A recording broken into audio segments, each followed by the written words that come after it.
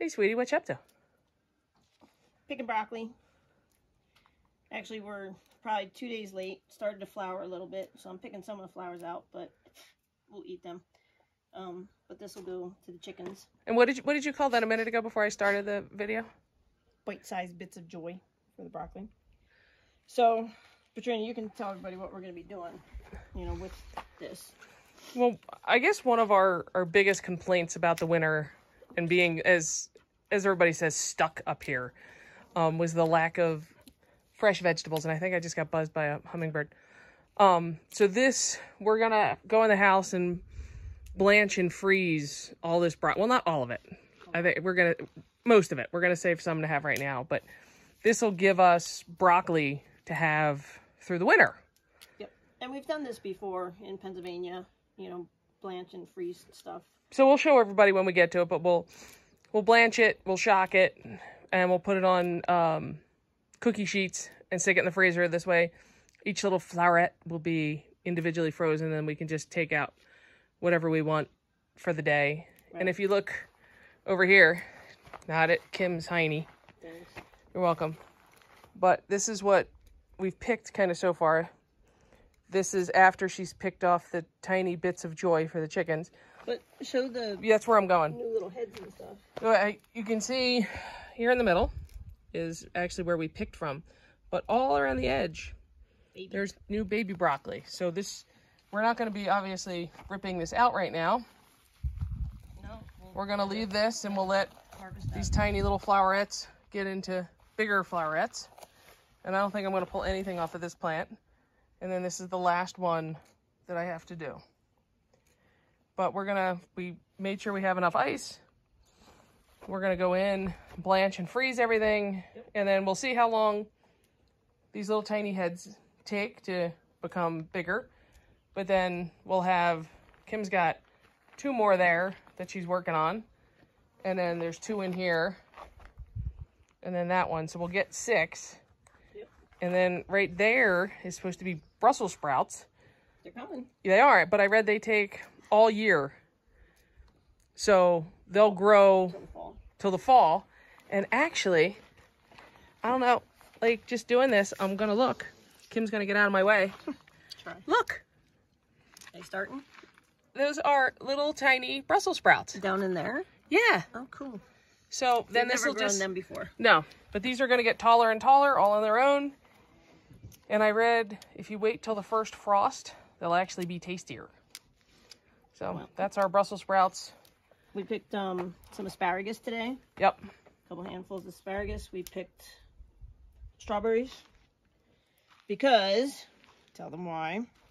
Because we're being inundated by little chipmunks. We were actually out here one day and the chipmunks stole a berry and we're eating it just outside the fence. So it's chipmunk season. Yeah. It's chipmunk season here on the homestead because... We feel bad, but we have to. I mean... you know what? They have a whole forest. And if they could just eat stuff... I mean, it's lovely and green and there's flowers and all kinds of stuff right now. Yeah. So if you could just leave my veggies alone. Like, I'm so happy to have these fresh strawberries. They're beautiful plants.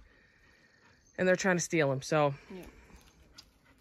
But we're getting flowers now on our...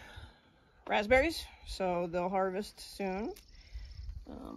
But we're doing pretty good. We had to replant a lot of beans. We kind of said that before. Yeah, so there's the beans. So beans are coming in. Squash, cucumbers.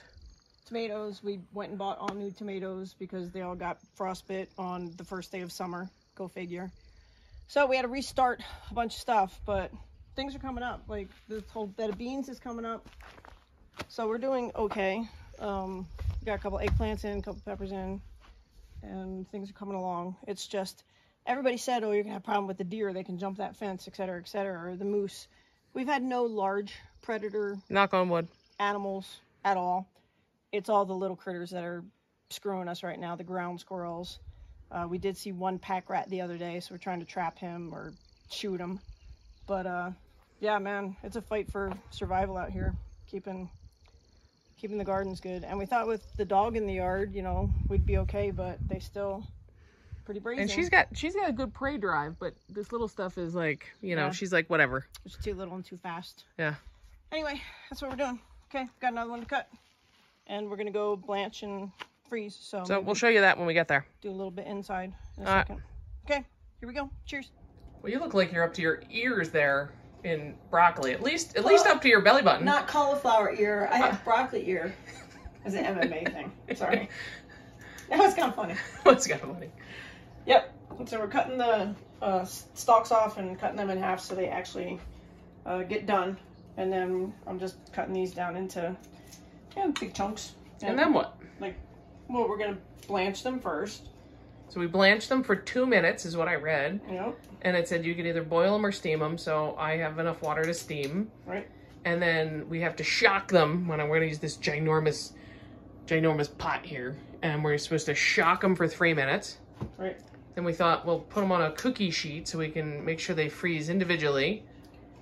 Right. And then freeze them up, and we'll kind of touch base when we're at that stage and see what we think we have meal-wise. And then amount. And then time-wise too, like how much time did we spend to get X amount of meals? Right, because, you know, people, we just had this conversation, people don't realize, like, how long it actually takes to, first of all, grow your food, tend it, and then process it. Right, because I mean, this everybody stuff just goes to the grocery store and buys a fresh head of broccoli every week or whatever. You know, it actually takes time to do this. And we learned that with processing our elk and, you know, how long that took. But, you know, we did our Swiss chard this year and froze it in just leaves. And it doesn't reheat great, but it's perfect in stir fries. This should remain crispy and should be fine. But, no, people just, you know, everybody lives in a world of convenience in the real world. Not Katrina and I. We chose to do this, and we're putting in the work, and it's very satisfying, very healthy lifestyle, and we are saving a ton of money. I can't imagine what this would have cost at the grocery store to buy all this broccoli and stuff. I mean, broccoli's not super expensive, but if it's going to be so good, though, to organic, have this all winter. like if you bought organic stuff. Because that's, I mean, that's pretty much what this is. Yeah, we don't use any chemicals. It's all compost. Nothing. We've made our soil to grow it in.